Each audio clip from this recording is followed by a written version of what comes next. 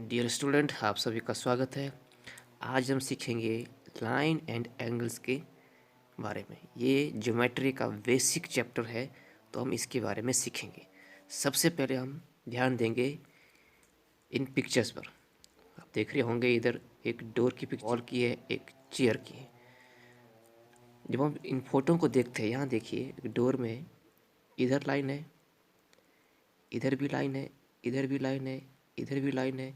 यहाँ देखेंगे तो ये एंगल भी बन गया, इधर भी एंगल बन रहा है, इधर एंगल बन रहा है। चेयर देखो, चेयर में यहाँ लाइन है, इधर लाइन है, इधर लाइन है, ये एंगल बन गया, ये एंगल बन गया, इधर भी बहुत सारे एंगल बन गए। तो इस तरह से हम देखते हैं कि लाइन और एंगल का बहुत सारे एग्जाम्पल आपको हमारे आसपास देखने को मिलेंगे। अब हम ज्योमेट्रिकली टर्म में लाइन और एंगल के बारे में सीखेंगे। प्लेन क्या आपका एक फ्लैट सरफेस है, इस तरह का एक फ्लैट सरफेस है, समतल इसको हम ये बोल सकते हैं। ऐसा सरफेस है प्लेन, ये 2D है, ये 2 डायमेंशन होता है, मतलब इसकी लेंथ और ब्रेड्थ।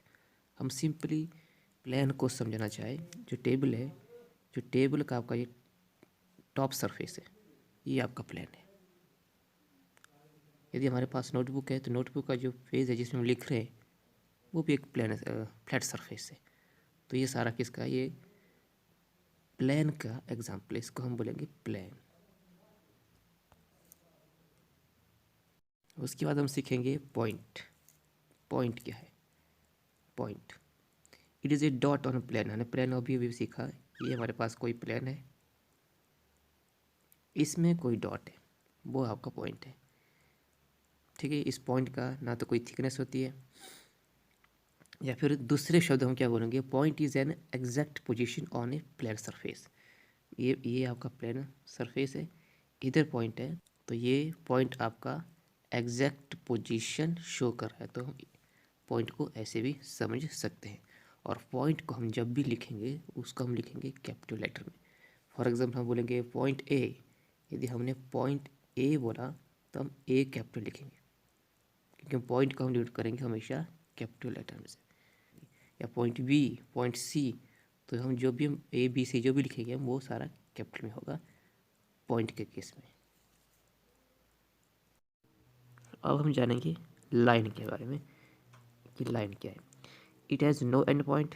लाइन का कोई एंड पॉइंट नहीं है, और ये एक्सटेंड करता है बोथ डायरेक्शन में, बोथ डायरेक्शन में। और इसकी कोई थिकनेस भी नहीं होती है, सिर्फ इसकी लेंथ होगी। और लाइन को हम डिनोट करेंगे स्मॉल लेटर में। याद रखने वाली बात है कि लाइन को हम डिनोट करेंगे स्मॉल लेटर में। जैसे बोलेंगे लाइन एल, लाइन पी, तो ये जो हम डिनोट करेंगे तो लिखेंगे हम स्मॉल लेटर में। और जो लाइन के जो 2 पॉइंट होंगे उनको हम कैपिटल लेटर में। फॉर एग्जांपल ये लाइन है। अब लाइन में ध्यान रहे, लाइन में ये जो एरो है ये बोथ साइड में रखते हैं। क्यों? क्योंकि लाइन इधर को भी एक्सटेंड कर रही है और इधर को भी बढ़ रही है, दोनों साइड से बढ़ रही है, तब ये लाइन है। और लाइन होती कैसी है? इस तरह की लाइन होगी और उसमें दो बोथ साइड में एरो लगा होगा। एरो क्यों लगता है? इसका मतलब ये दोनों साइड से एक्सटेंड कर रही है, वो आपकी लाइन है।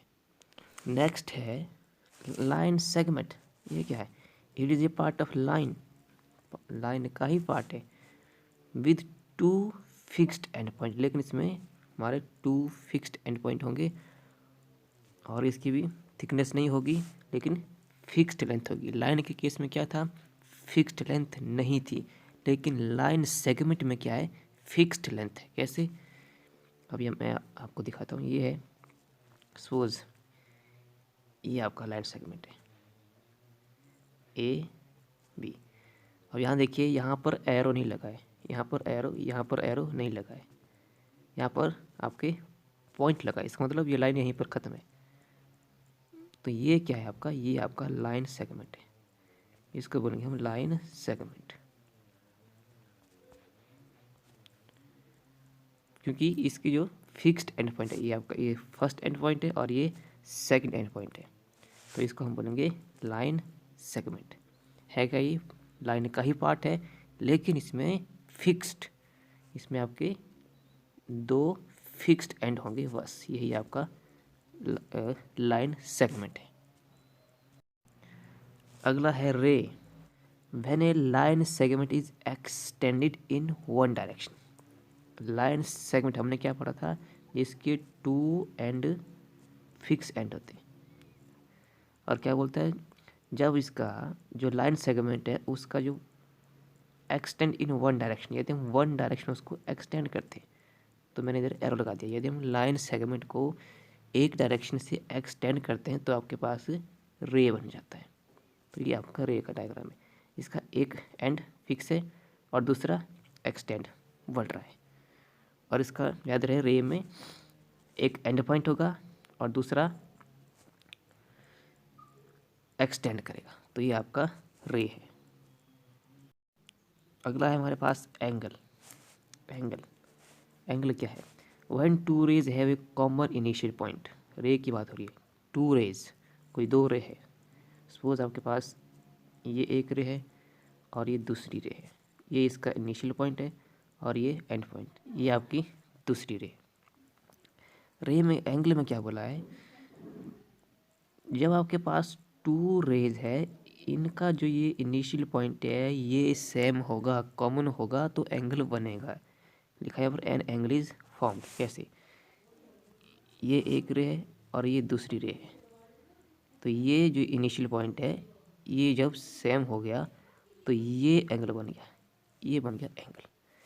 और ये जो हमारा इनिशियल पॉइंट है इसको बोलते हैं हम वर्टेक्स। और जो रेज है इसको हम बोलेंगे आर्म।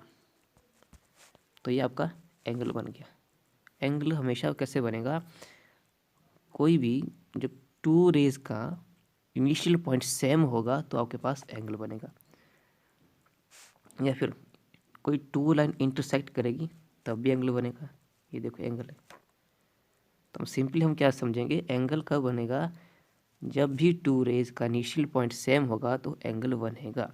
एंगल को हम मेज़र करेंगे डिग्री में, ना, an angle is measured in degree, ये हमें याद रखना है।